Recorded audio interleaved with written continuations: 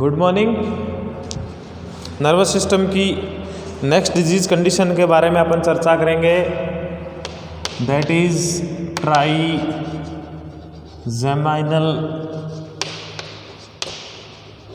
Neuroglia. ठीक है, trigeminal neuroglia. Trigeminal neuroglia क्या है? एक्चुअली में ट्राइजेमाइनल न्यूरोलजिया जो है दैट इज इरिटेशन ऑफ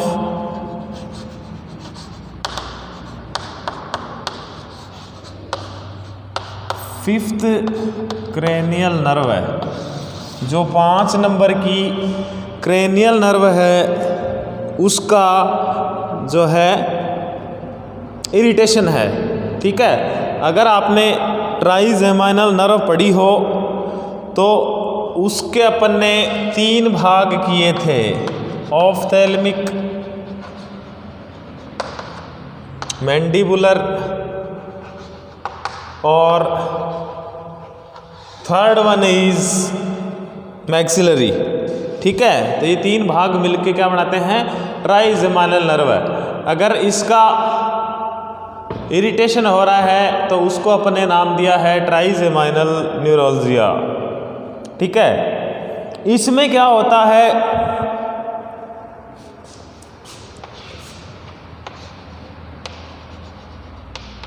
इसमें जो है वो सीवियर अटैक होता है पेन का सीवियर अटैक होता है। ठीक है, किस एरिया में? इस ट्राइजेमाइनल एरिया में, ऑफ्थैल्मिक, मैक्सिलरी और मैंडिबुलर। ये जो 3 एरिया हैं, इन तीनों को मिला के अपन ने क्या नाम दिया था? Trigeminal nerve. और इसी ट्राइजेमाइनल नर्व का जो इरिटेशन है उसको अपन ने क्या नाम दे दिया? Trigeminal neuroglia. ठीक है, और ये अगर सडन अटैक हो रहा है इस एरिया में पेन का तो उसको अपन क्या बोलेंगे? Trigeminal neuroglia.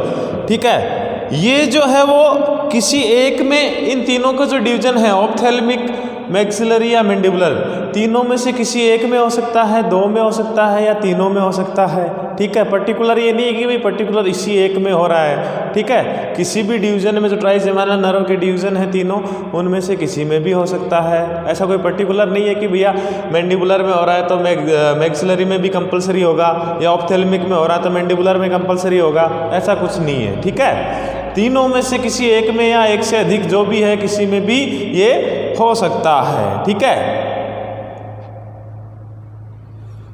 और मोस्ट कॉमनली अगर इसकी अपन बात करें अकर होने की एज, तो इसके मोस्ट कॉमनली अकर होने की एज जो है 50 to 70 ईयर्स, 50 से 70 साल के बीच में जो है वो इसकी जो है वो संभावना ज़्यादा रहती है। ठीक है, अब दूसरी इस पे चीज पे आए अपन।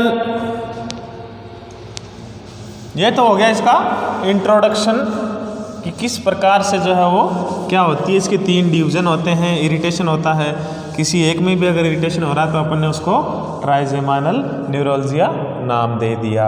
अब बात करते हैं इसकी ईटियोलॉजी की।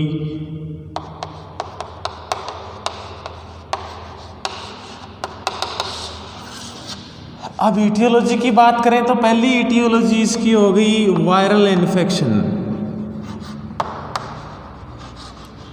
किसी भी वायरल इन्फेक्शन के कारण जो है वो ट्राइजेमाइनल न्यूरोलजिया होने की संभावना ज़्यादा रहती है। वायरस में भी एक स्पेसिफिक वायरस है, हर्पीज वायरस। हर्पीज वायरस के कारण होने की संभावना ज़्यादा रहती है। दूसरा क्या हो गया? Abnormality of myelin sheet in this particular area. ये जो पर्टिकुलर एरिया आपको जो बताया है, जो डिवीजन्स बताए हैं ट्राइजेमाइनल के, उसमें अगर माइलिन शीट में किसी प्रकार की एबनॉर्मलिटी हो रही है तो ये होने की संभावना ज़्यादा रहती है। तीसरा हो गया, किसी प्रकार का अगर इन्फेक्शन हो रहा है आपके टीथ में, या जबड़े में किसी प्रकार का कोई इन्फेक्शन हो रहा है तो उसके कारण भी ये होने की संभावना रहती है। चौथा हो गया, अगर स्पेसिफाइक एरिया में कोई ट्यूमर हो रही है, अगर ठीक है, ये जो नसें जहाँ से जा रही हैं पर्टिकुलर एरिया से, ठीक है, ये जो तीनों डिवीज़न इस नर्व की जा रही हैं, अगर पर्टिकुलर एरिया में ट्यूमर हो रही है तो उसके कंप्रेस होने के कारण भी ये होने की चांसेस रहते हैं। तो ये हो गया इसका ईटियोलॉजी। वायरल इन्फेक्शन, किसी प्रकार की माइलिन सीट में एब्नॉर्मलिटी पर्टिकुलर एरिया में, और इन्फेक्शन हो गया अपने टीथ एंड जॉ का, ठीक है, या फिर किसी प्रकार की कोई ट्यूमर हो गई, ठीक है। तो ये हो गया आपका इसकी ईटियोलॉजी। नेक्स्ट अपन देखते हैं इसके क्लिनिकल मैनिफेस्टेशंस। नर्वस सिस्टम में से डेफिनेटली जो है वो क्वेश्चन आता है और शॉर्ट नोट आते हैं।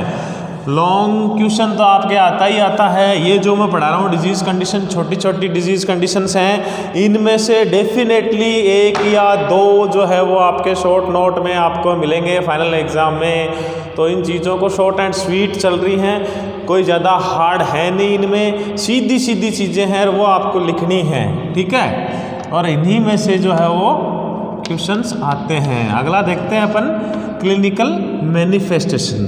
तो जैसा अपन ने इसके पहले बात तो अपन ने इसके डेफिनेशन में पढ़ लिया कि इसमें क्या हो रहा है, ठीक है। ट्राइजेमाइनल जो नर्व है उसके इरिटेशन के कारण क्या हो रहा है, इस पर्टिकुलर एरिया में क्या हो रहा है, पेन हो रहा है, ठीक है। ये जो तीन डिवीजन्स हैं इनमें क्या हो रहा है, पेन हो रहा है। पेन जो है वो यूनिलेटरल नेचर का होगा, ठीक है। पेन जो है वो यूनिलेटरल नेचर का होगा। दूसरा इसमें क्या हो जाएगा, जो फेशियल मसल्स हैं उनका यूनिलेटरल पेन। दूसरा इसमें क्या हो जाएगा, involuntary contraction of facial muscles. अपनी जो फेशियल मसल्स हैं उनका इनवॉलेंट्री कॉन्ट्रैक्शन होगा, ठीक है। तीसरा इसमें क्या आ जाएगा, तीसरा आपका जो है इसमें सडन मसल स्पाज्म होने की संभावना रहती है। चौथा इसमें हो जाएगा टेक्टाइल स्टिमुलेशन, जैसे टच, टॉकिंग, ठीक है। ये इसमें क्या हो जाता है, टेक्टाइल स्टिमुलेशन हो जाता है, ठीक है। अब बात करते हैं इसके इन्वेस्टिगेशन की। तो इसमें कौन कौन से इन्वेस्टिगेशन है जो अपन परफॉर्म कर सकते हैं। तो इन्वेस्टिगेशन में पहला आप लोगों को बताइए,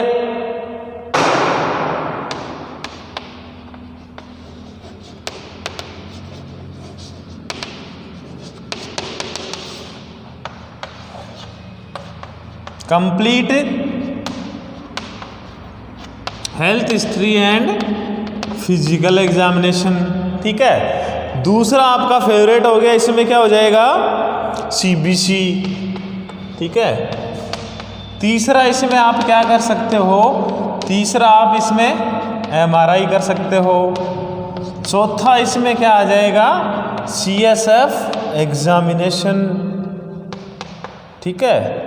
सीएसएफ एग्जामिनेशन आप कर सकते हो। अगर पांचवा इसमें बात करें तो न्यूरोलॉजिकल असेसमेंट आप इसमें कर सकते हो, ठीक है। कुछ इन नर्व से जुड़े टेस्ट जैसे ऑडियोलॉजिकल टेस्ट आप इसमें कर सकते हो, विजन टेस्ट आप इसमें कर सकते हो, ठीक है। तो ये इसके कुछ इम्पोर्टेंट इन्वेस्टिगेशंस हो गए।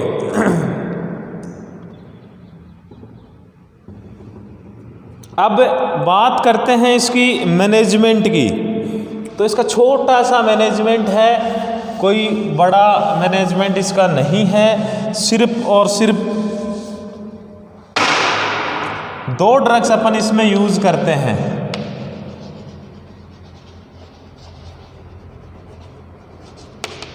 ठीक है। कौन कौन से, एंटी कन्वल्सेंट जिनको अपन बोलेंगे। पहला तो हो गया फेनिटोइन, ठीक है। कौन सा हो गया, फेनिटोइन। फेनिटोइन आप इसमें जो है वो दे सकते हो। ये क्या करता है, इसको अपन जो क्या करते हैं, कार्बामेजेपिन एंटी कन्वल्सेंट ड्रग है, कार्बामेजेपिन, आपने ये साइकेट्री में पढ़ा होगा, ठीक है, नहीं पढ़ा तो अभी साइकोफार्मा में आप पढ़ोगे।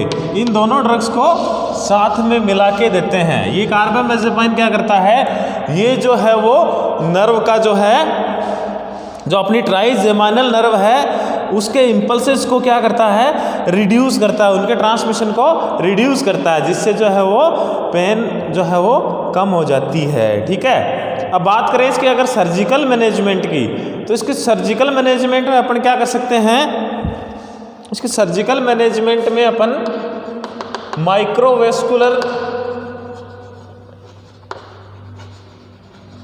डीकम्प्रेशन कर सकते हैं। माइक्रोवेस्कुलर डीकम्प्रेशन जो है वो इसमें अपन सर्जिकल ट्रीटमेंट के रूप में कर सकते हैं, ठीक है, या फिर किसी बलून की सहायता से इसका जो है वो अपन कर सकते हैं, ठीक है। अब बात करें इसके मैनेजमेंट की में, लास्ट मैनेजमेंट आता है आपका नर्सिंग मैनेजमेंट।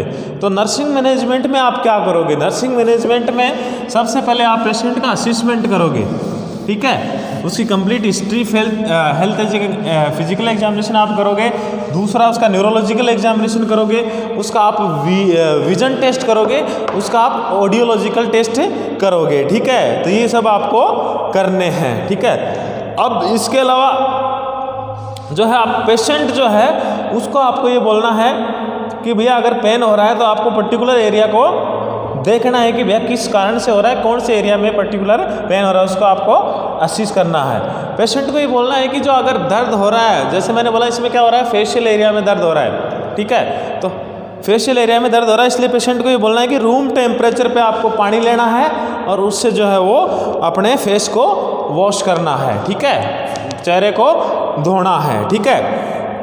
तीसरी बात, पेशेंट को ये बोलना है कि भैया आप हर खाने के बाद each and every meal you should brush teeths, ठीक है। क्यों? क्योंकि अपने को जो है वो टीथ और जो का इन्फेक्शन है उसको प्रिवेंट करना है, इसलिए खाने के बाद अपने दांतों को अच्छी तरीके से साफ करना है और ब्रशिंग करना है, ठीक है। चौथी बात इसमें क्या है कि अपने को किसी भी प्रकार की जो अगर पोस्ट ऑपरेटिव केयर है वो प्रोवाइड करवानी है। अगर पेशेंट को पोस्ट ऑपरेटिव केयर अपन दे रहे हैं तो वो अपने को प्रोवाइड करवानी है, ठीक है।